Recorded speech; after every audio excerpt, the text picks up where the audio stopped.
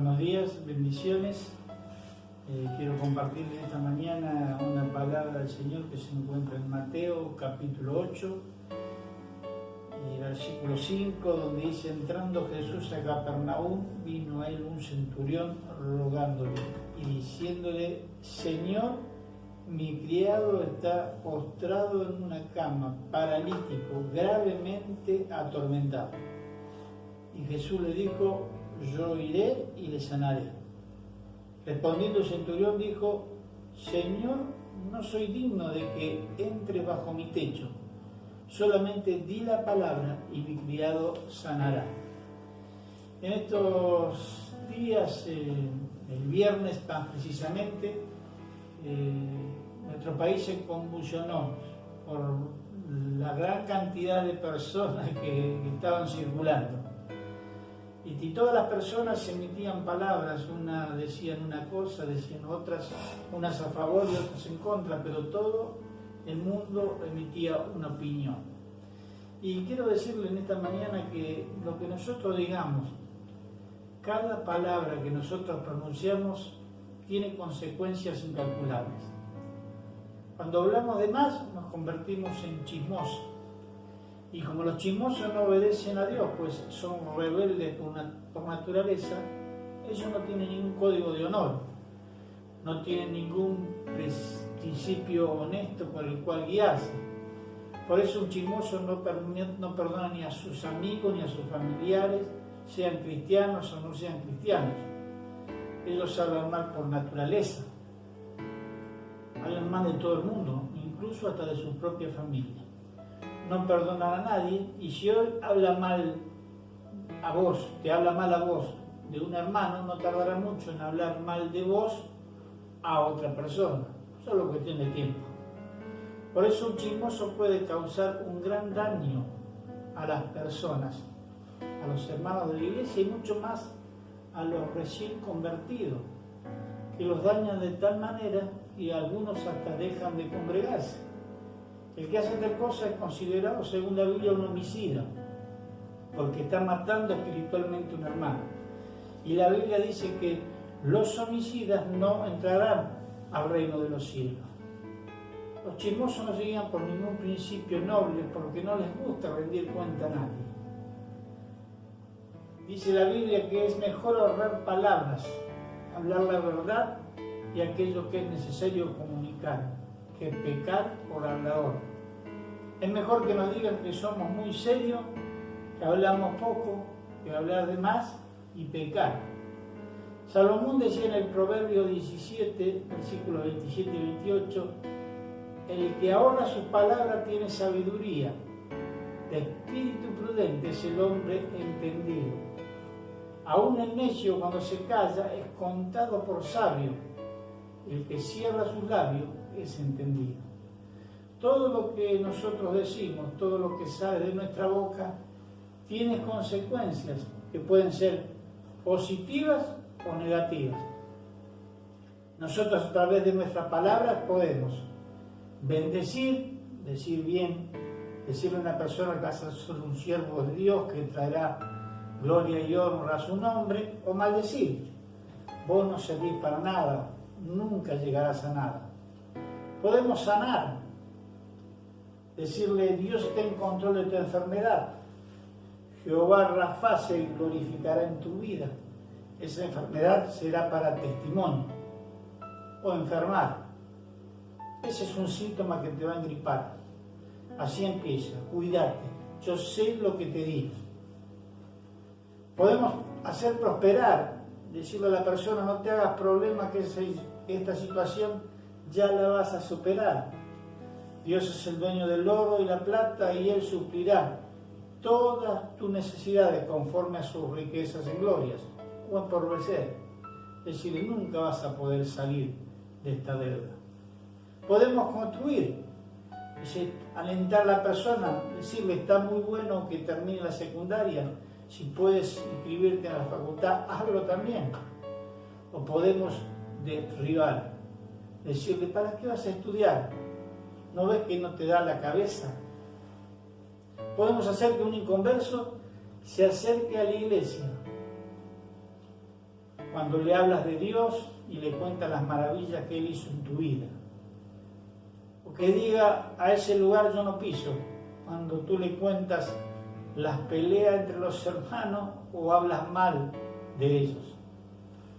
Podemos hacer también que una familia se convierta cuando le contamos la transformación que están sucediendo en los nuevos convertidos, o tu misma transformación, o que siga en el mundo, cuando hablamos mal de la iglesia, de los pastores, de los líderes, de los hermanos. Tenemos que entender que para funcionar en la dinámica de la fe es de vital importancia conocer la naturaleza de Dios y de su palabra. Dice Romanos 10:17, así que la fe es por el oír y el oír por la palabra de Dios. No existe en la Biblia tal cosa como la fe muda. La fe siempre nos habla, pues no hay fe sin confesión, sin declaración. Segunda de Corintios, capítulo 4, versículo 13, dice, pero teniendo el mismo espíritu de fe, conforme a lo que está escrito, creí, por lo cual hablé. Nosotros también creemos, por lo cual también hablamos. Creí y por eso hablé. Cada vez que los discípulos le pidieron al Señor que les aumentara la fe, Él no les enseñó fórmulas mágicas o mitos raros, simplemente les enseñó a confesar su palabra. Y esta palabra confesada produciría fe en ellos. Me parece bien que el Señor diciéndole, si quieren fe, hablen de ese monte que se traslade al mar. Hablen en el sicómoro que se desarraigue y se plante en el mar. Simplemente activen su fe, hablando fe, declarando fe, viendo las cosas que no son como si fuesen. Hay que reconocer que Dios es espíritu, por lo tanto es abstracto e invisible. Vale decir que Él no habita en el mundo de nuestros 5 sentidos naturales, sino que trasciende. Él es sobrenatural. Dios no está sujeto al tiempo ni al espacio. Él no responde a patrones físicos. Dios habita en el mundo espiritual. Juan 4:24 dice, Dios es espíritu y quienes lo adoran deben hacerlo en espíritu y en verdad. Hay 3 incorporaciones o inclusiones de Dios. Para comprender mejor la palabra incorporación, imagínese que usted está haciendo un postre y usted como parte del ingrediente base utiliza harina, agua, y eso lo va incorporando y otros elementos restantes, huevo, etc. hasta que puede llegar a obtener una exquisita torta. Si vamos a funcionar adecuadamente y con efectividad en la confesión de fe, es crítico entender que el verbo o Cristo es la palabra. Debido a que Dios es espíritu, necesitó incorporarse para que pudiéramos conocerle y tener algún contacto con Él. Pero, ¿qué significa incorporarse en este caso? Sencillamente adquirir un cuerpo, algo visible.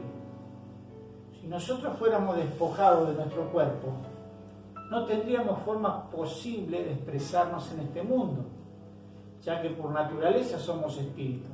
Y es solamente gracias a nuestro cuerpo que podemos expresar todo lo que somos. Dios incorpora a nosotros el Espíritu Santo para que nosotros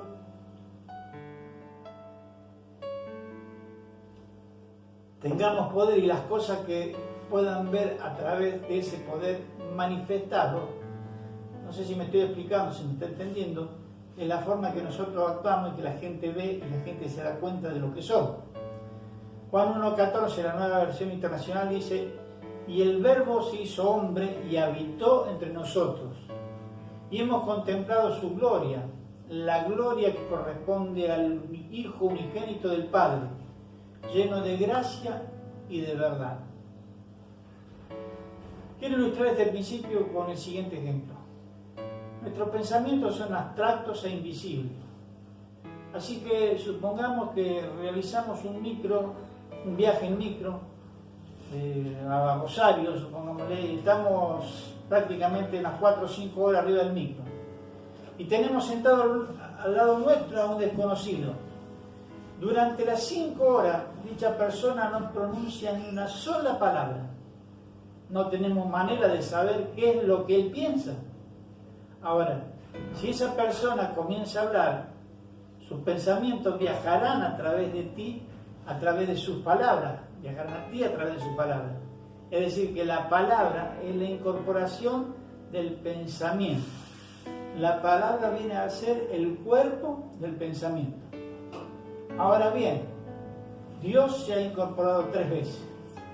La primera incorporación de Dios, Dios que es espíritu, se incorporó en la palabra o el verbo 4000 años antes de la encarnación.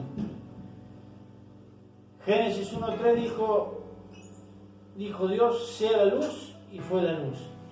En Juan 1:1 vemos que en el principio era el verbo, y el verbo era con Dios, y el verbo era Dios. Equivocadamente, algunos teólogos han transformado la palabra Dios en un dogma y en un credo. Han convertido la verdad en filosofía. Pero eso es un concepto equivocado, pues la palabra es Dios y Dios es la palabra. Él está aquí en su palabra y Él habita en su palabra. La palabra es viva y es una voz en el tiempo presente, no envejece, siempre es actual. Es viva y eficaz como espada de doble filo. La palabra es Dios hablando y es Dios mismo manifestándose a través de ella. Muchas veces escuchamos gente decir que Dios no les habla. Al escuchar a decir esto le preguntamos, ¿estás leyendo su palabra? No. Es simple.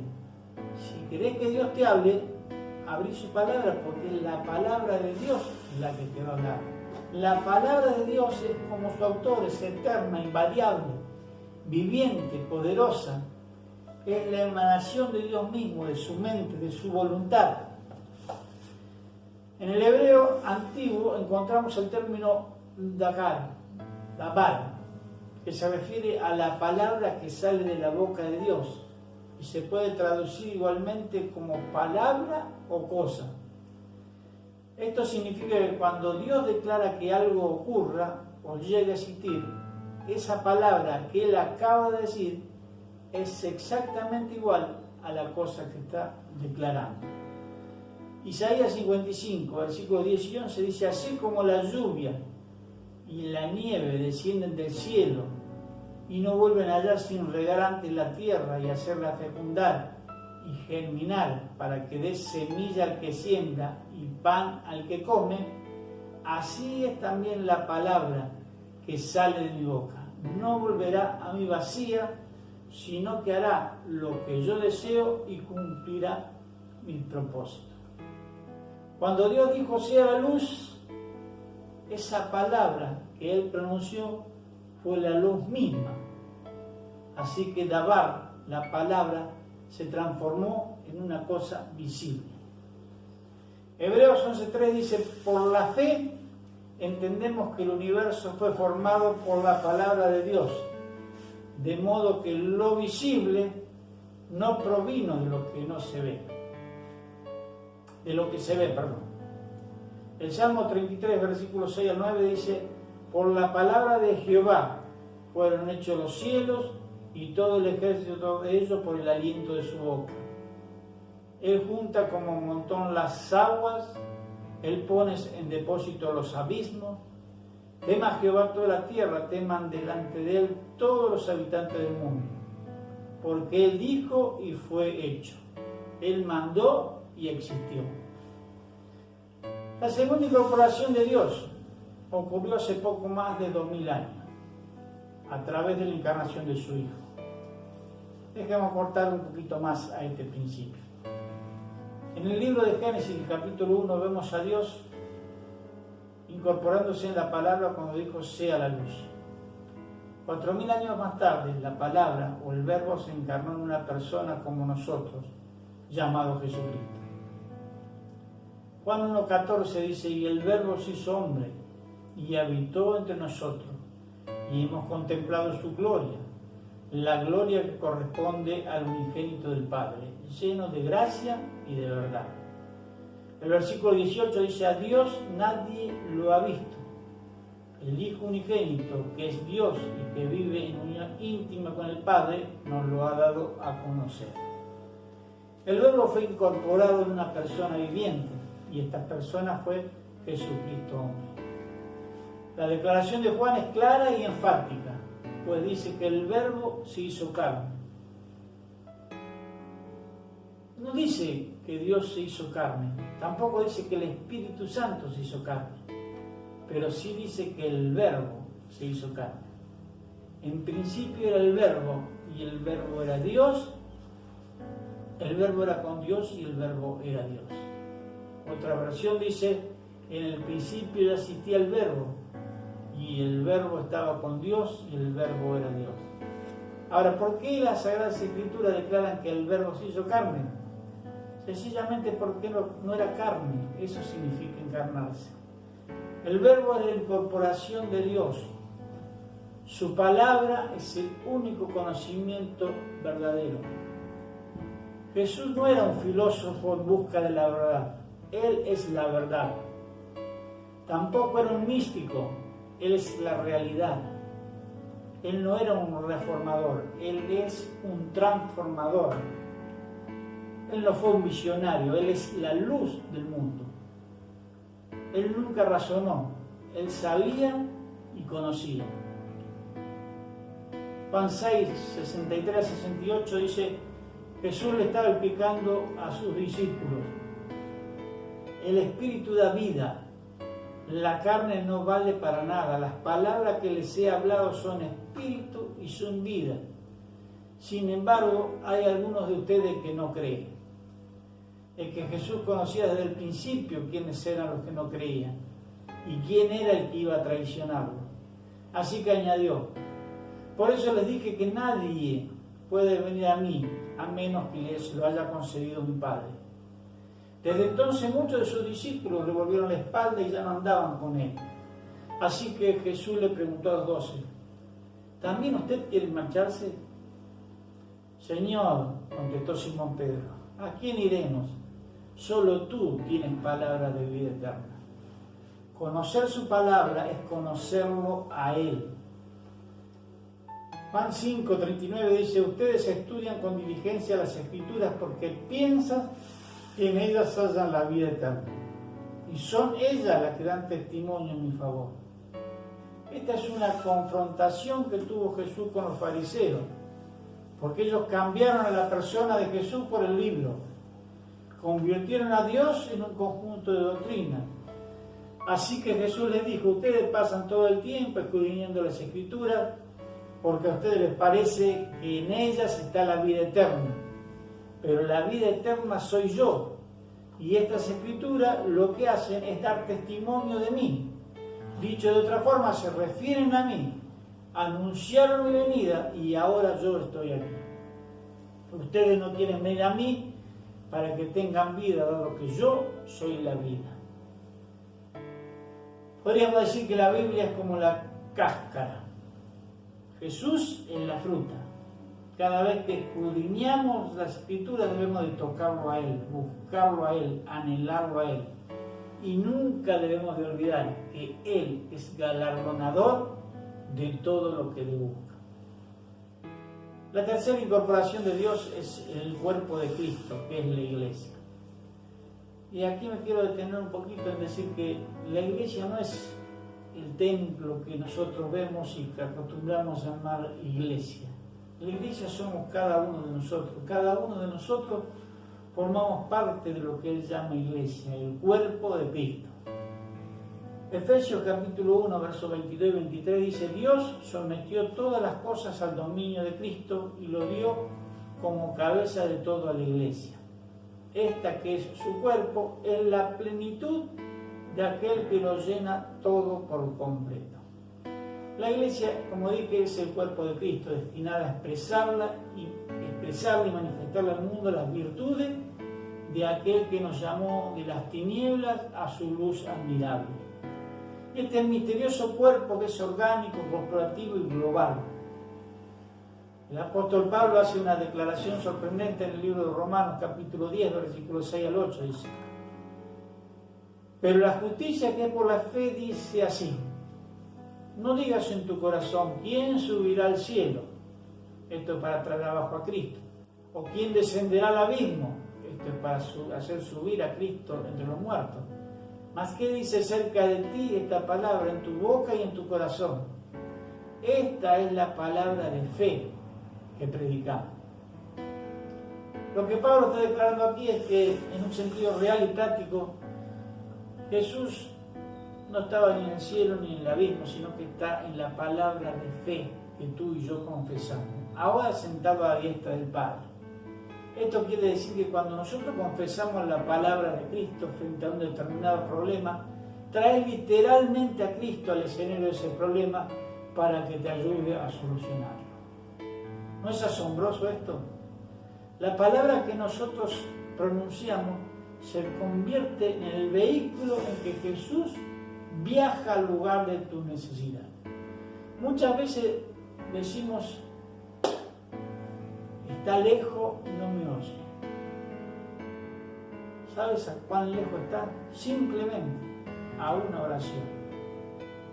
Por el contrario, si confesamos incredulidad, confesamos pesimismo, negativismo, traemos literalmente el poder de las tinieblas sobre nuestras circunstancias.